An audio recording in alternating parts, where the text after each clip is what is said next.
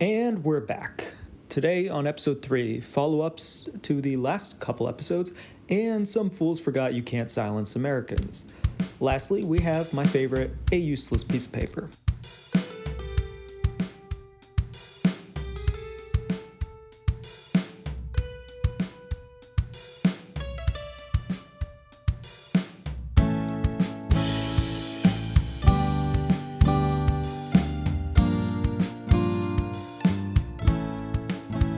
In late January, there was a raid by ICE.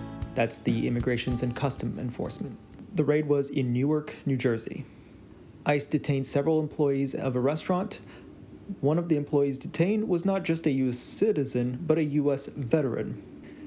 Okay, one mistake. And he wasn't arrested, but it gets worse. On January 31, 2025, near Chicago, a U.S. citizen was arrested by ICE who was out and about, had just bought a pizza in a Chicago suburb, when he was suddenly surrounded by ICE agents. Well, good thing he had his ID and his social security card on him, right? Nope. They arrested him and handcuffed him. They took away his wallet with the IDs. They stuffed him in a van, and then he had to spend most of the night arrested. This went on for hours overnight. Finally, they looked at his damn wallet, saw his ID, and released him. Hours. It took hours. And this man didn't just have his ID, he had his social security card. I don't carry 2 forms of ID on me, do you? Thing is, legally, it matters if ICE arrests someone with or without a warrant. And there's limited situations where they can arrest someone without a warrant. I'm pretty damn confident they didn't have a warrant when they surrounded, ambushed, and arrested a U.S. citizen carrying pizza without even glancing at his ID.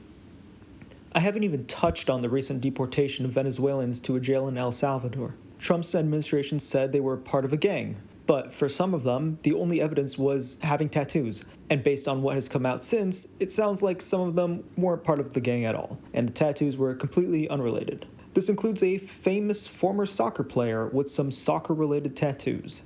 Theoretically, let's say most of the hundreds of people shipped off to the prison in El Salvador are members of this gang. Well, with the information coming out, we know not all of them are. So what is going to happen to the people that were not part of this gang? The ones where we got it wrong? Do they go back to Venezuela or some other country, or are they stuck in this horrible prison in El Salvador forever? And I'm not even getting into the fact that they violated a court order specifically on this deportation. Remember our conversation about the executive branch trying to move too fast for the other branches to be a check on it? They tried doing that here by getting them in the hands of El Salvador before the American court could stop them. The problem is, they had failed and the court had already ruled. I'm skipping over many other incidents, by the way. On March 8, an American citizen was walking home. She was 8 months pregnant and walking home with her husband, a legal immigrant with a green card. ICE agents, in regular clothes with no uniform, followed them in. They detained her husband. Of course, I'm talking about Mahmoud Khalil. ICE agents told the couple that Khalil's student visa had been revoked. The couple explained to the agents that Khalil isn't on a student visa. He's on a green card. The ICE agents made a confused phone call and then said that actually his green card is being revoked too. They refused to show him a warrant or anything really showing that his green card had been revoked. He was taken to New Jersey. Within like a day, he was shipped off from New Jersey to Louisiana. His wife and his attorney didn't even know where he was until he was already in Louisiana. Today, he is still being held. The government has said they will deport any illegal immigrants supporting Hamas. Well, I doubt you'll hear any disagreement on that, but they've characterized this guy, Khalil, as supporting Hamas. These idiots in power are acting like supporting the people of a country is the same as supporting its government. All of us know the difference between defending the rights of human beings living in a country and supporting the government in power in that country.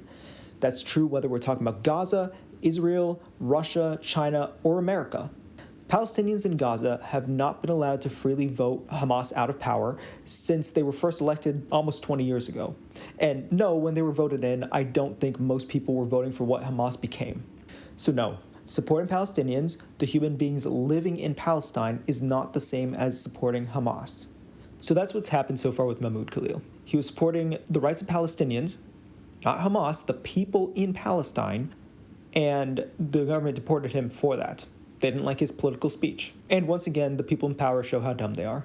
Did they really think this would work? This is America. We have never put up with the government disappearing dissidents. We have never put up with the government intimidating people into silence. This is America. If someone disappears after speaking out, we fight to find out what happened, where they are, and what message they had that made the regime so scared. They forgot this is America.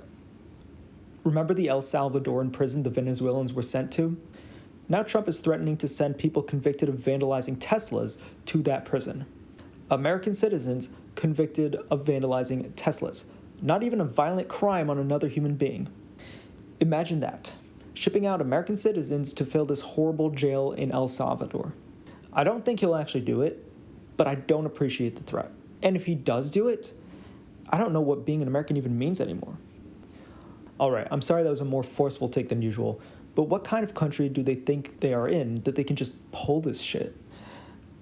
I know there's some nuance on how some people feel that protests, specifically at Columbia University, where Khalil was, went too far compared to other places.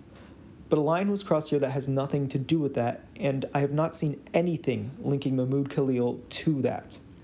Regardless, you don't disappear people in America and have them surface in Louisiana, stumbling over your explanation later.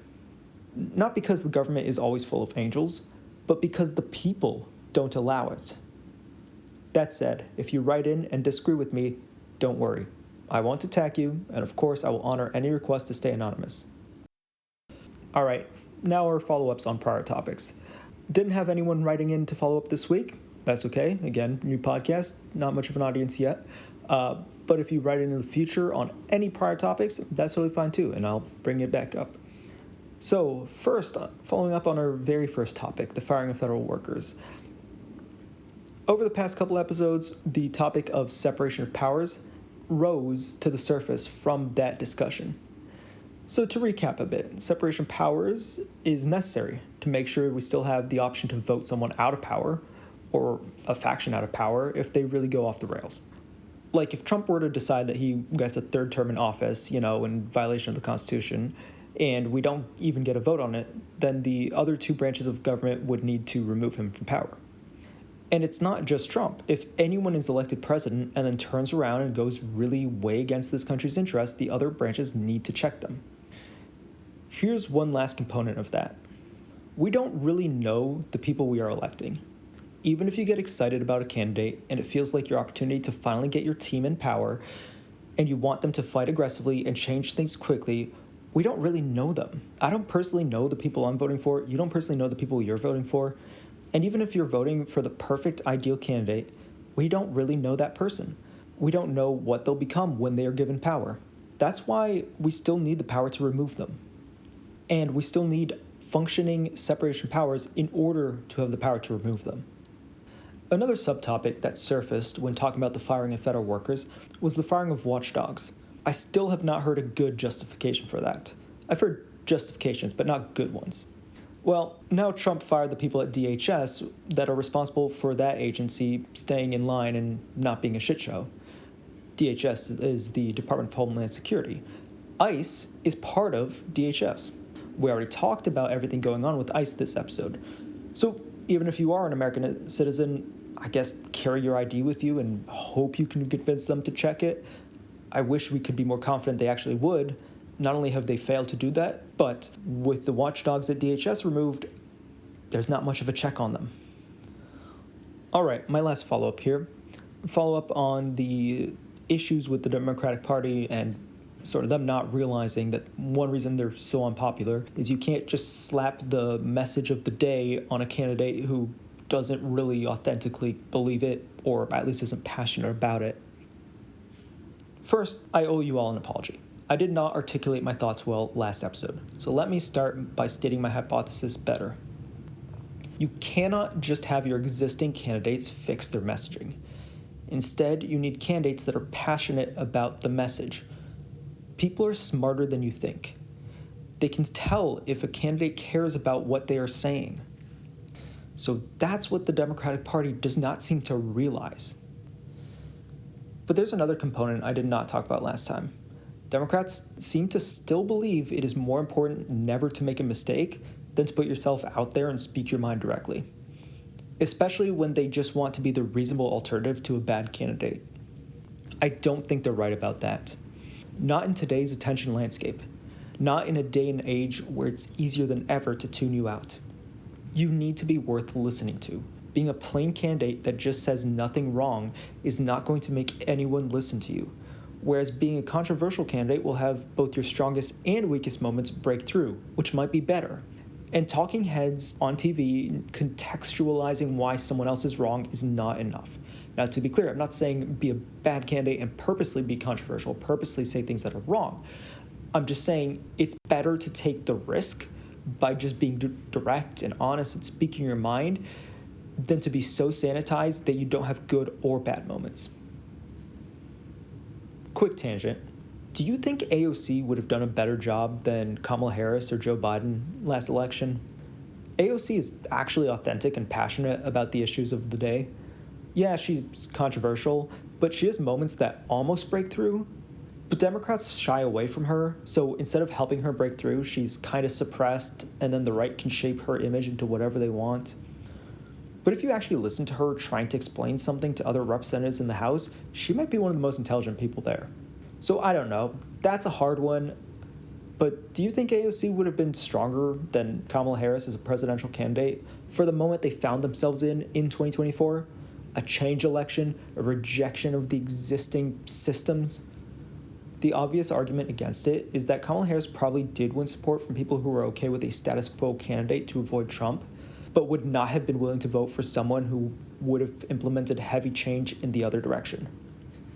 I don't know, probably for the 2024 election, AOC would not have been better, especially if this hypothetical is for a shortened campaign after Biden dropped out. But it's not entirely cut and dry, and Democrats really need to stop thinking of these things on like a one-dimensional right to left axis of political opinion. Now for our useless piece of paper, or in this case, a declaration online. Trump declared that some of Biden's pardons are, and I quote, hereby declared void, vacant, and of no further force of effect because of the fact that they were done by autopen, end quote. Yeah, he doesn't have the power to declare prior pardons void. It means as much as if I declare Trump's pardons void. It means nothing.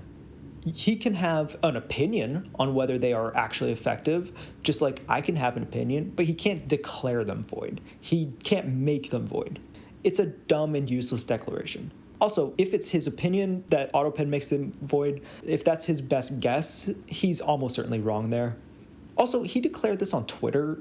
I hate how so much is declared or announced on Twitter. Does anyone actually have a Twitter? Or X, sorry, I guess it's called X now, whatever. It feels like only politicians and reporters have accounts there on that website, whatever you want to call it. Like, I don't know any normal people who have an account. Thanks for listening, everyone. Going forward, new episodes will be released every 2 or 3 weeks, maybe even 4 weeks instead of weekly. I'm learning how to do this better, but it still takes a very long time. I had a date day this weekend with the wife, and that meant getting this episode out was a very close call. In fact, I'm not confident I'll post it by Monday. It might be Tuesday or Wednesday. Unfortunately, doing this as a small side thing weekly was just too ambitious, but I'm going to keep publishing episodes. Again, every 2 to 4 weeks, depending on my life and depending on what's going on in the news. If you want to write in, I will read your responses to any of the topics on the show. Send audio or text via email to americanpublicdiscourse@gmail.com. If you write in, I'm asking for 3 things. 1, your response to anything. Feel free to disagree with me. I'm not here to criticize. 2, tell me whether you want to stay anonymous. And 3, tell me one thing about you that has nothing to do with politics. The reason I asked for that last bit is I want to humanize us as we have these conversations. I've been asking for something about you, but I haven't shared any tidbits about me. So I will do that now. I bought a parsnip a week ago, and it's just been sitting in the fridge. I have no idea how to use a parsnip in cooking. So this weekend, without looking at any recipes or even knowing if this is a real option, I made some parsnip fries. Pan-fried the parsnip after cutting it up into fry shapes, put some salt and black pepper and red pepper flakes on it. It turned out pretty good. Still haven't looked up if that's something other people do, and I don't plan to. Sometimes it's fun to just figure things out. All right, it's going to be harder than ever not to be weakened, isolated, and ignorant. The algorithms push us toward our little isolated bubbles. So stay connected and stay informed. Don't let the world isolate us.